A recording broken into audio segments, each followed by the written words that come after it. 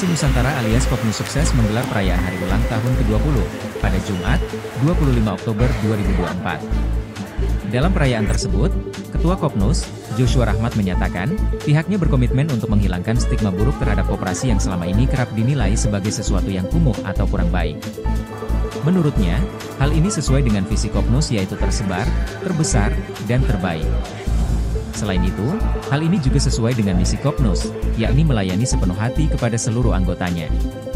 Kemudian, memberikan keuntungan yang maksimal bagi anggota dan stakeholder, lalu memberikan segala bentuk kebutuhan finansial anggotanya, serta peduli terhadap kepentingan anggota, mitra kerja, masyarakat dan lingkungan sekitar. Putra dari pendiri Kopnus tersebut mengungkapkan, masih terdapat sejumlah tantangan yang harus dihadapi untuk kemajuan koperasi ke depannya. Adapun tantangan tersebut seperti inovasi digital yang bertujuan untuk pemberdayaan para pensiunan.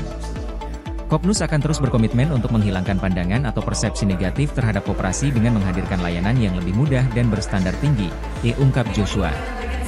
Selain itu, Kopnus akan berfokus pada inovasi digital agar koperasi tidak lagi hanya dilihat sebagai lembaga tradisional. Melainkan dengan adanya digitalisasi, maka kami ingin setiap anggota dapat lebih mudah dalam mengakses layanan keuangan, ditambahnya. Apalagi, kata Joshua, hal ini juga sejalan dengan misi pemerintah yang berkomitmen untuk mendukung perkembangan koperasi sebagai roda penggerak ekonomi di Indonesia.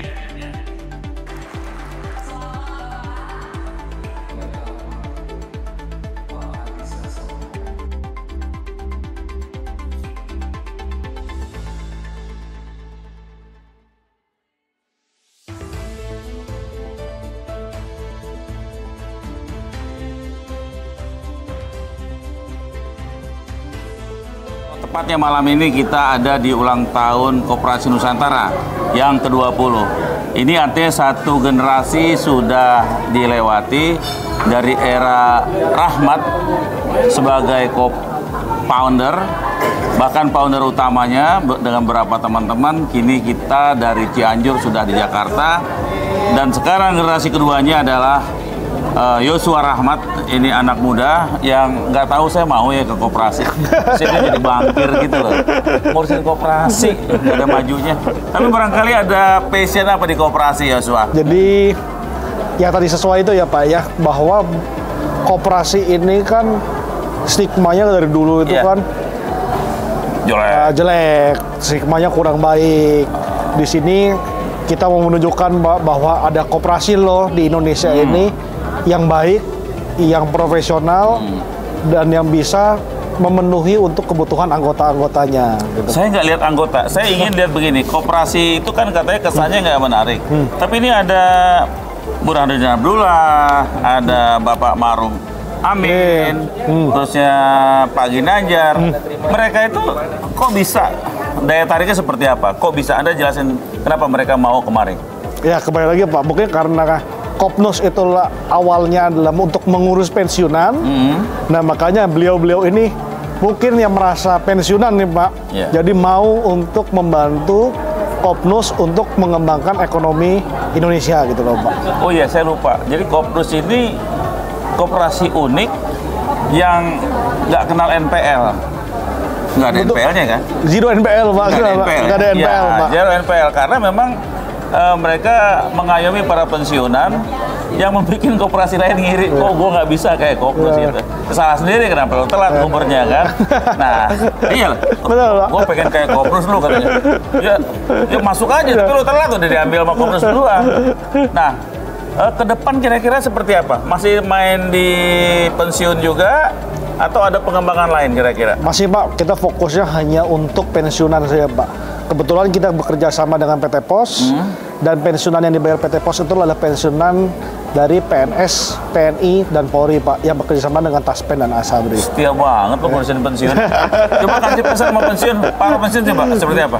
Jadi para pensiun silakanlah boleh bergabung dengan PT Pos Indonesia. Karena di PT Pos Indonesia itu pensiunan benar-benar dilayani manusiawi Pak.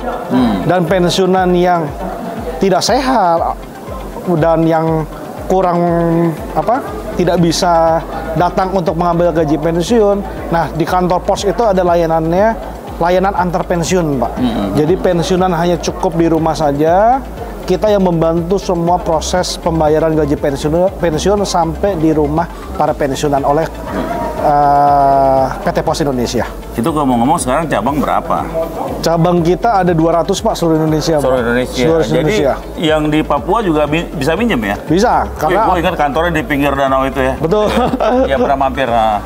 Jadi artinya kalau orang ikut Kopnus bukan hanya di Jakarta, di Aceh juga bisa ikut. Bisa Pak. Di Kalimantan Tengah juga bisa ikut. Bisa, di Papua Pak. juga bisa ikut.